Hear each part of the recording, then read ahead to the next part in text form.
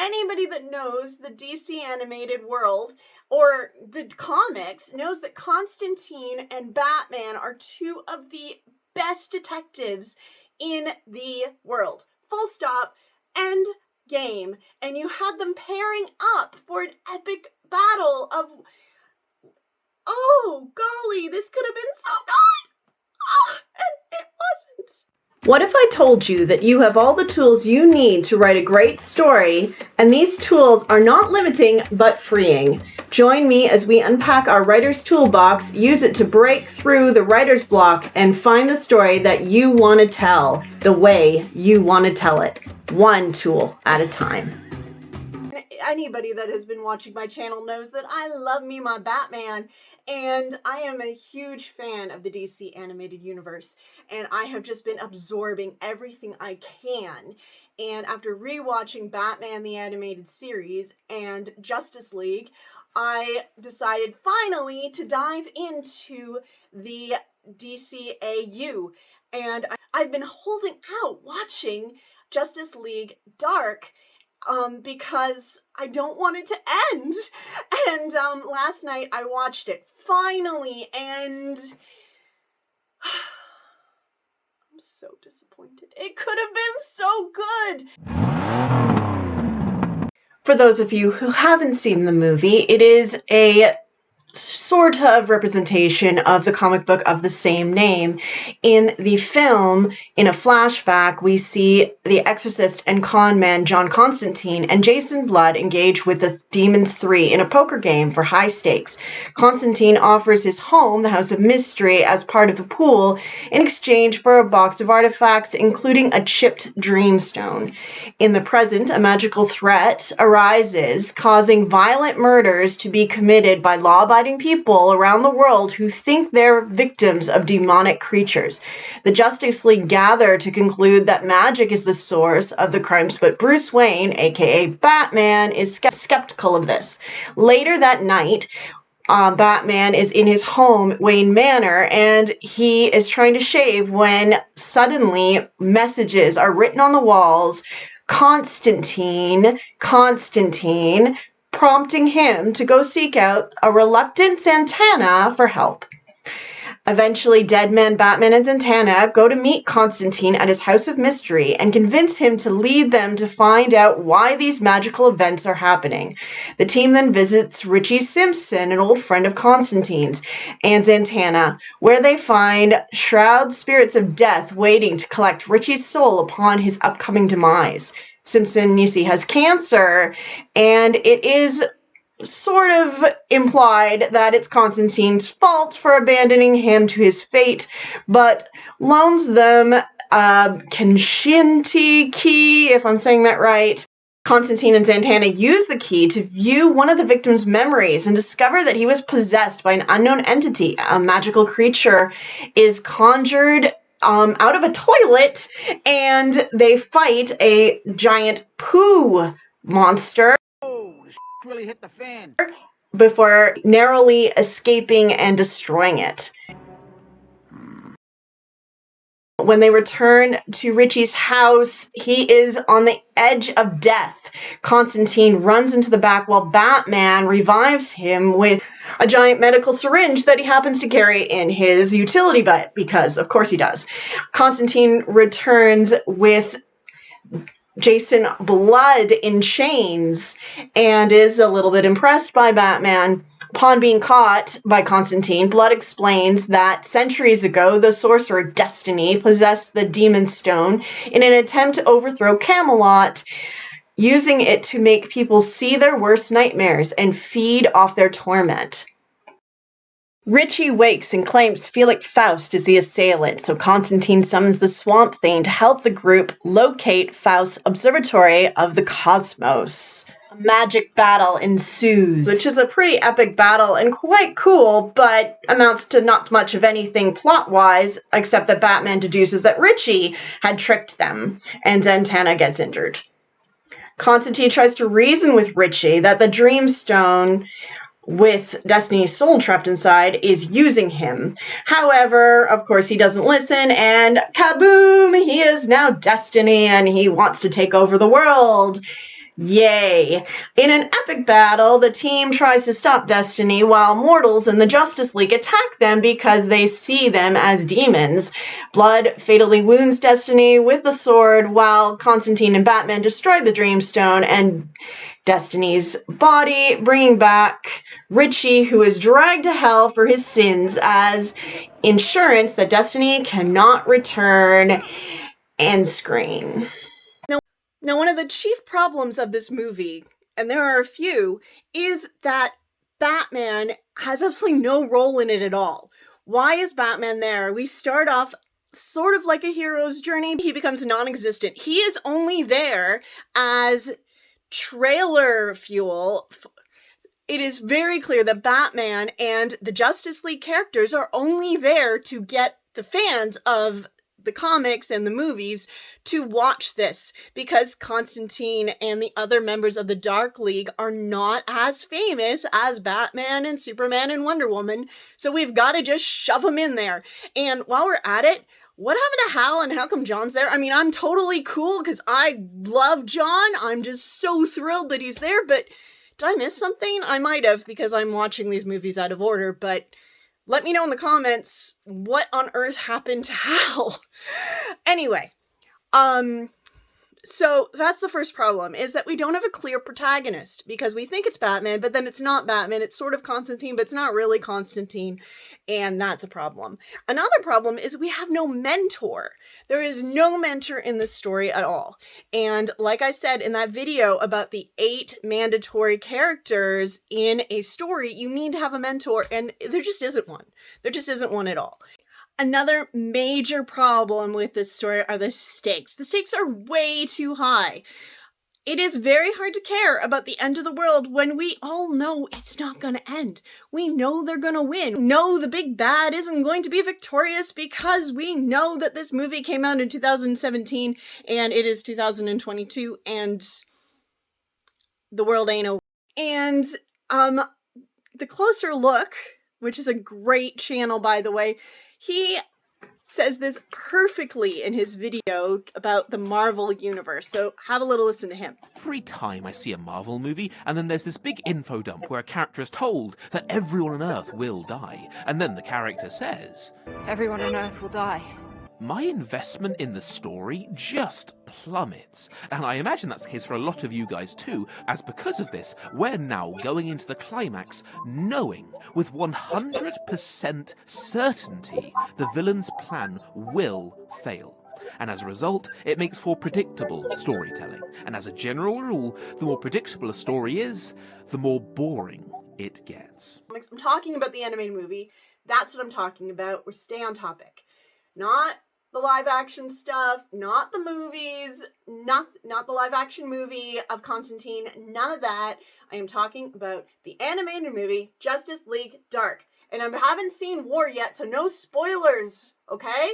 I haven't seen Dark War yet, so don't spoil it for me, because I'm going to watch it, and maybe I'll do a video. Hit that like button if you want to see that video. Cool. All right.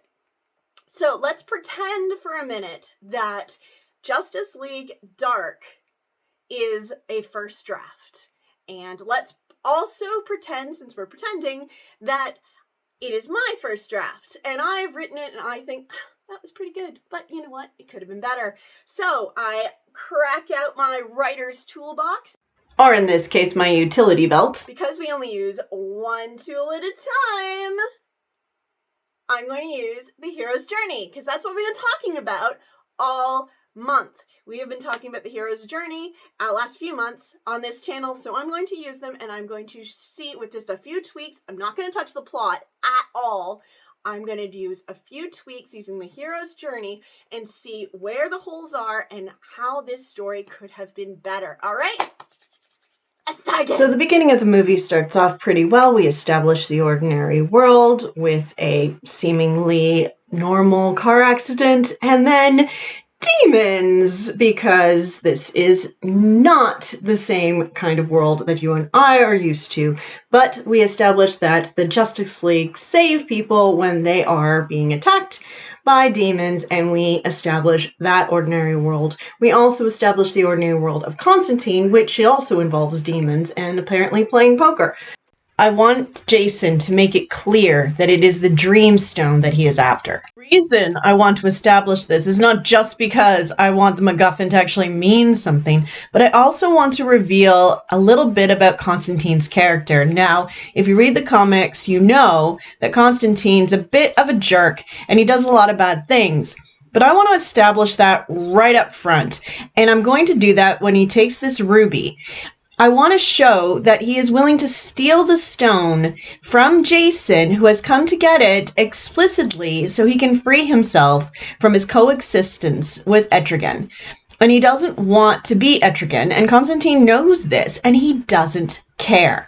And then when Constantine makes Jason become Etrigan and uses Etrigan to manage his own escape with the stone, not only stealing it from the Demons 3, but also from Jason, it hurts so much more. We feel for Jason, and we're not sure we like Constantine. And now the MacGuffin is in play. Now, we have Batman refuse the call, but I reckon he refuses the call before the Herald. So I say the Herald is the next scene when Batman's apartments, his rooms are all painted with Constantine's name by the Dead Man. So Dead Man acts as the Herald in this case. So I want to add a second refusal of the call, just so that we're absolutely sure that Batman has refused it. And I want to, on the way to see Zatanna, I want Batman to get a call on the Batmobile phone because I love him. Let's say it's John Stewart, but it could easily be Wonder Woman. Let's not make it Superman because this is a little white man heavy, this story. So let's get some representation. And I'd also like to establish that the Justice League are actually in the story for a reason. And I want to establish Batman's misbelief. So his misbelief is he doesn't need the Justice League and their metahuman magic superpowers, that his intellect and the human power that he has is enough. And he also thinks that magic is useless, that there is science and there is nothing that can't be fixed with science, and that magic is useless. Even though most of his friends have magic powers, he doesn't think that. And that is his misbelief. So now this is fine. This scene plays out fine when Batman and Zatanna and Deadman decide that they will go and they will go see Constantine. And Constantine refuses the call as well, which is wonderful. Now, we should have a Meet the Mentor scene here. And as I said, there is no mentor in this story. So I would suggest let's make Batman Constantine's mentor and Constantine Batman's mentor. Let's make this a full-out buddy drama. These two guys are the best detectives in the DC universe. Let's not waste it. So Batman needs to establish his worldview, which is that magic is useless and that science prevails and that he doesn't need a team. And Constantine agrees with him. He doesn't need a team either, but magic is the way forward, and Batman's and his little toys are useless. Let's establish that. And then we will have a chance for a little bit of character development with these two men. But I want them to start at odds because they can't band together in the end, and it won't be satisfying unless we establish odds up front. And I think that's in keeping with their characters, full stop. Now, the Cross the Threshold scene is when they enter into the House of Mystery, and that is pretty clear. But because I've made them Meet the Mentor scene in the house, with Batman and Constantine having their little scene together where they're arguing, I feel that we need to take a step back and move the Cross the Threshold to when they all leave the house together. When Constantine goes, all right, fine, we're on this together. Batman says, I'm in, he's dead, let's go. And off they go on this. And now we are right into Act 2.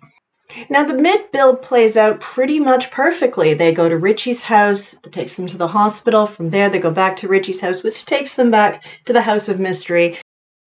From there, they bring in Swamp Thing, and they head over to Faust Observatory of the Cosmos, and this is where it starts to fall apart. Now, as I said, that is an amazing scene. It's great fighting and great opportunities for a little character development. We already have a few moments where Constantine thinks Batman's tools are silly and Batman's trying to fight magic with a batarang, but it actually works. And so we get a little bit more of that, hey, you know what? That's actually quite good right there. And off we go. But I want to say that this is the point where I want Zatanna to get hurt, where I want Zatanna to have that struggle. I want Zatanna's magic to take over her just as it does in the current version, but I want it to go even darker. I want this to be when Zatanna is taken out, because I feel that both Batman and Constantine will realize that their petty arguments and bickering, that there's actually a cost. This is Batman's very good friend. Constantine is obviously in love with her, and they have a shared bond over that. So the long dark night of the soul, the ordeal is going to happen here, and through that ordeal, they'll realize that maybe the other view is possibly correct. Maybe Batman can help Zatanna a little bit with his science, and maybe Constantine sees that the magic hurt her, but the science helped her. Maybe Batman can see that actually this is really important to Zatanna, and maybe if she thinks that it's worthwhile, maybe it actually is, and he can back down on his stance a little bit, and both men come out of the ordeal having learned something, having had an aha moment, that it takes both of them to beat this battle, takes both of them to fight this war, and it took both of them to help Zatanna. Now, remember that great clip from The Closer Look where he says that when the stakes are that great, when they're that big, we don't care? Well, I think there's another missed opportunity here. In this section of the story, we have a hint that if Zatanna kills using magic, that or when magic is involved, then her soul is forfeit. And she has so far maintained a clean soul using magic, but not forfeiting it. And I think that this is key. Now, I'm not 100% sure of the lore. And like I said, I'm talking about the movie. So I'm going to suggest a rule of this world. And the rule of this world is if you kill when magic is involved, you don't have to use it necessarily, but magic is involved in the death. If magic is involved in the death, then your soul is forfeit and you go to hell. And that this shows at the end when our villain is pulled into hell, right? So it's great. But now we've got stakes. Now we've got stakes we care about. So Constantine has already said, yeah, get in line for my soul. Like, my soul's gone. Like, he's already said that. So this is where his mentorship of Zatanna and Batman would come in. Batman has never killed. Batman has never killed. So what I would like is to establish this and establish that not only has Batman never killed, but Zatanna has never killed. And Zatanna uses magic. Now, if we're going to do something like that, this is the point in the story where we need to establish it. We need to establish it right now, because if we wait, then you have exposition at the end, and you don't want exposition at the end. So we've pretty much established it the way it plays out in this scene between Zatanna and Constantine. So then we can just hint at it again, remind our viewer, our audience, again, one or two more times before the ending payoff, and then have it really, really matter in the climax. We have that great moment when the wraiths are like, he's avoided us so many times, and he can't go to hell because he hasn't killed. And I love this idea. So what I'm thinking is in the ending, at the end of the story, we are going to build up to a point where Zatanna and Batman both are tempted to kill. And I would like it to be actually at the same time. So I would like Zatanna to be tempted to kill like she was but won't do it. And Batman is going to step in and kill on her behalf. And then Constantine comes in and does it because his soul's already forfeit. If you build this up over the climax of the story, suddenly all of the world is in danger crap ceases to matter because we care about these characters, because there is a fate worse than death in play. Now we're dealing with real thriller and horror stakes. There is a fate worse than death. They are going to hell if they kill using magic. And maybe it's not just if they use magic, maybe if they kill and there's magic involved. So if they see somebody who looks like a demon, they are then doomed to hell, even if they were tricked into it. So I feel like this would be really great. So maybe Zatanna gets possessed by the sight of demons, and maybe Batman does, and maybe they fight each other and they're gonna kill each other. I just think there are so many ways we could take this theme, this idea that is hinted at in this middle section right here in the story, and actually take it a step further and make us care about the ending. So let me know what you think about that in the comments, and let's dive right back into it. And so we need the reward, which I mentioned in many videos. And speaking of my videos, if you like what you're seeing so far, don't forget to smash that like button and hit that subscribe to see more videos like this in the future. And if you want to dig even deeper, then head over to my Patreon account where you can download all the workbooks, activities, and helpful hints that come from these videos. All right, let's hop back into it. The reward is often missing, and it definitely was missing in this, just like the mentor. The reward needs to come from Flaus' Observatory of the Cosmos. But as I said, it should come from the mentor. I said that in the mentor video just this past week.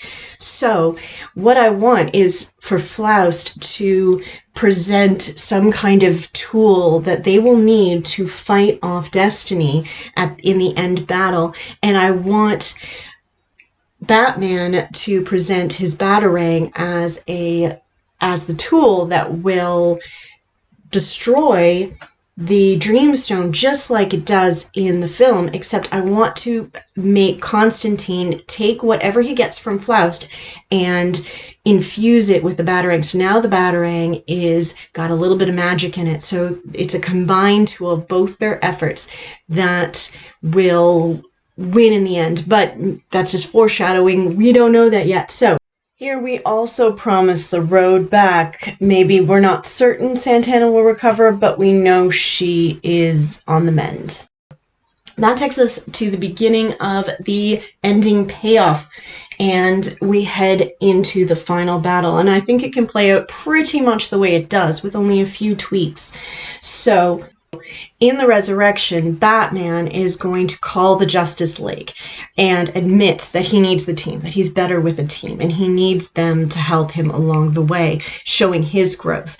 And Constantine will show a little bit of wisdom and that he needs to work together as well. So from there, we've got Constantine and Deadman. They're going to attack Destiny just like they do in the film. But in this case, instead of just Con saying, we need a horse, come with me, he's going to say, I need your help. He's going to, just that little bit of a tweak to that dialogue shows his growth, that he is speaking to the friend. He asks his permission before he uses him as a weapon. And I want him also to have a moment like that with Blood. Before Blood attacks, Constantine asks him, and I want him to speak to these members of his team respectfully and not use them as tools. So we see growth in that character. The biggest flaw in the ending battle, the way I see it, is that Zatanna stops Superman from attacking Batman and says, go do your thing quickly. And Batman does nothing. We don't see him again until the Batarang hits the Destiny Stone. This is a huge flaw, and this is how I'm going to correct it. Constantine and Deadman trick Destiny, just like they do in that takes down the shield. Then Blood attacks, but he loses and is separated from Etrigan. So he is separated from Etrigan, and he's down for the count. He's down now. His wounds are surfacing now, not in the denouement right now. And Zatanna sees this, and she almost lets go of the Justice League, and Batman calls out and says, no, not yet, not yet. Just a little longer. And he gets himself in position. And then he gives the word to Zatanna, and she releases the Justice League. They come in and they attack Batman thinking he's a demon, and just at the last moment, Constantine moves him out of the way magically, so the Justice League, with all their power, attack Destiny. And this is when Destiny is wounded, and maybe Superman picks up the sword and attacks him thinking he's a demon, and down he goes for the count, just like he does in the film, and he reaches for the stone. And then the magic battery, maybe Constantine throws it, not Batman this time, and whoosh, it hits, and boom goes the Dream Stone, and then the ending plays out almost exactly the same. Again, I would add just a little tweak, a little scene. I want to see the scene where Batman takes the baby that he saved in the first act. I want to see him deliver that baby to a loving family, so we can see that he is giving that child a second chance. And I want Zatanna there, and I want him to invite her then on screen. I mean, this movie is only 74 minutes. We can add these scenes, yeah? So I want him to say to her right then, we want you on the team. We want you in Justice League. We need you and your special skills in Justice League. And I want her to say, oh, okay, yeah, I'm in. And then I want him to give her a letter. And I want that letter to be an invitation for Constantine. And she'll say, well, why don't you just tell him? And he'll say, no, I think it'd be better coming from you, with a little bit of a Batman smile, because he knows exactly what he's doing.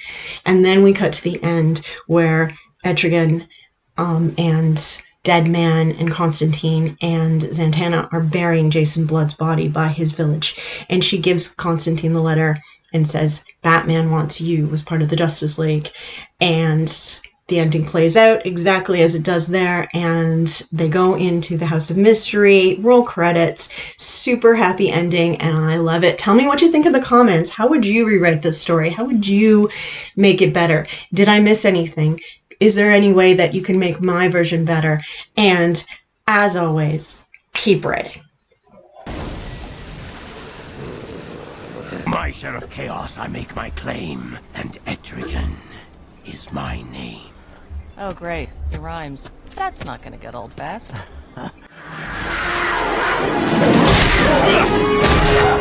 Sit! So, you've picked up a few tricks. Is vexing. Boo.